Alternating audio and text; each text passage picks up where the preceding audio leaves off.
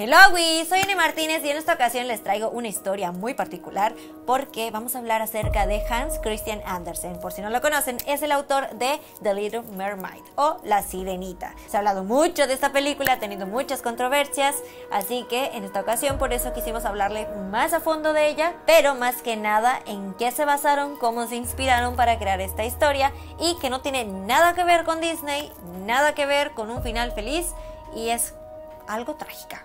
O muy trágica. De hecho, ya les he contado la verdadera historia de La Sirenita, por si no lo han visto, lo tengo en mi canal de Facebook. Aquí en YouTube creo que todavía no la he subido, así que la voy a volver a grabar, la voy a hacer muchísimo mejor y se las traigo próximamente. Pero si ya la quieren ver, la pueden ir a ver a Facebook. Ahora sí, empecemos. La Sirenita está inspirada en un amor imposible. Amor prohibido, murmuran por las calles.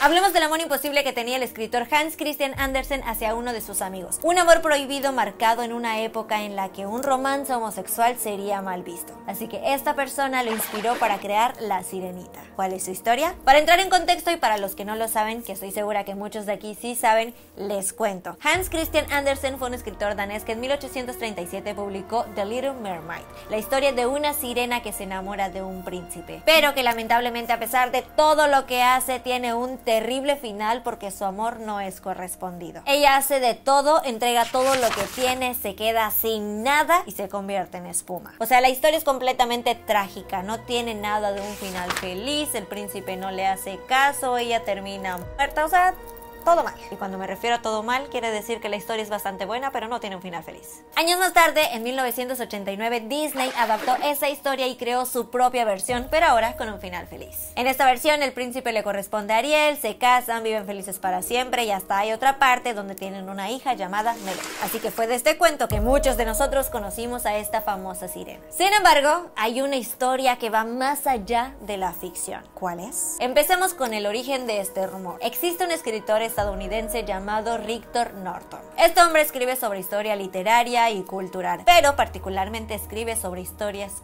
queer. Esta palabra se utilizaba como una especie de insulto para las personas que corrompían el orden social. Rictor era un historiador LGBT. Su primer libro surgió de su tesis doctoral sobre la homosexualidad en la literatura inglesa del Renacimiento y fue publicado en 1979. Así que luego de eso siguió sacando libros con el tema principal de LGBT. En 1998 publicó su obra My Dear Boy, Gay Love Letters Through the Centuries. Ese libro contiene 60 conjuntos de cartas de amor de hombres a otros hombres a lo largo de la historia, desde la antigua Roma hasta la América del siglo XX. Y según en esas cartas, están también las cartas que Andersen le escribió a su gran amor. Ahora vamos con la historia de Andersen. Andersen se había enamorado de un joven aristócrata llamado Edvard Collins. Y pues bueno, uno cuando está enamorado hace cosas por amor, así que él lo hizo, se atrevió a confesarle sus sentimientos a este chico, pero no fueron correspondidos y en lugar de él sentirse bien, pues se sintió incómodo. Languidezco por ti como por una joven calabresa. Mis sentimientos por ti son como los de una mujer. La feminidad de mi naturaleza y nuestra amistad deben permanecer en secreto. Estas fueron las palabras que él escribió y Edvard pues le respondió, pero no de la manera que a Andersen le hubiera gustado. Y es que este tan solo es un escrito porque se dice que hay muchísimos más donde Andersen le expresa su amor a su amigo y también hay otros donde se nota que tenía problemas de autoestima, problemas de seguridad y de amor. En sus diarios se encontraron algunos escritos donde se refleja cómo él se sentía en ese momento. Incluso no se sabe cuál era su sexualidad, ya que a pesar de que se enamoró profundamente de Edvard, también salió con otras mujeres, aunque nunca formalizaba con ellas. La única con la que sí tuvo como que ese match, con la que sí ambos se sentían enamorados, pues él la dejó, no quiso luchar por ella porque cuando la conoció se dio cuenta que ella ya estaba comprometida, ya tenía algo con alguien, entonces pues prefirió alejarse y decir no, pues que se quede con él. Simplemente decidió darse por vencido, aun cuando ella le dijo que dejaría todo.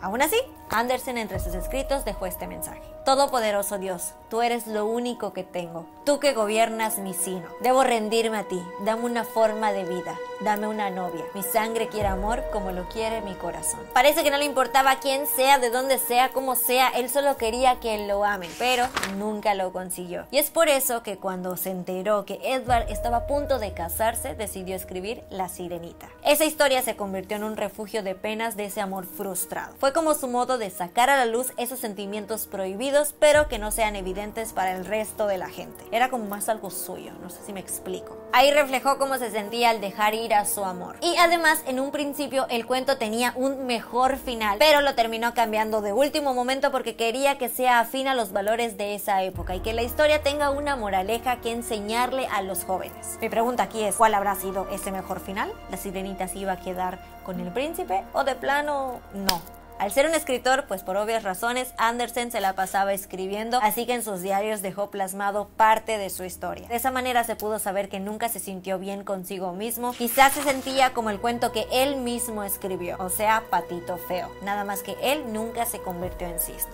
Ay, pobrecito. Se ha dicho incluso que era un hombre de aspecto extraño y que además siempre se había sentido inferior por ser de origen humilde. Así que su deseo de impresionar a esa clase superior pues sería como que un tormento para toda su vida. O sea, como que todo el tiempo era así, quería impresionar, no, que no se sentía bien, entonces pues ¿cómo?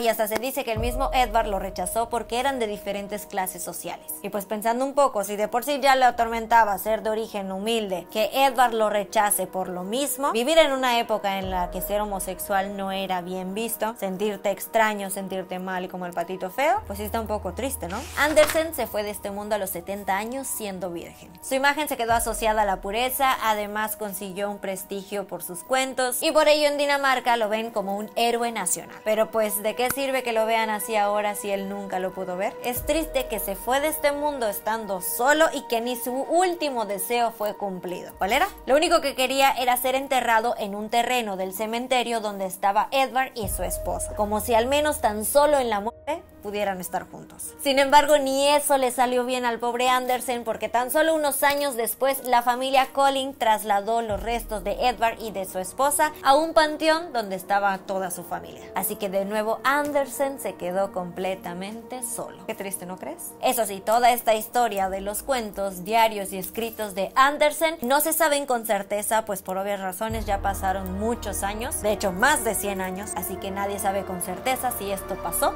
o no pasó en realidad. Al final solo él habrá sabido cómo se sintió, lo que vivió y cómo se fue. Pero bueno, si esto es real, qué triste y frustrante ser Hans Christian Andersen, ¿no creen? ¿Qué piensan ustedes? ¿Se sabían su historia? No se olviden que antes de irse tienen que darle manita arriba, suscribirse, activar la campanita para que no se pierda ninguno de mis videos y si quieren que hable de alguna otra creepypasta, personalidad, personaje, teoría, historia, de lo que quieran, me lo pueden dejar aquí abajo, les estaré leyendo y pueden seguirme en todas mis redes sociales como Ani Martínez.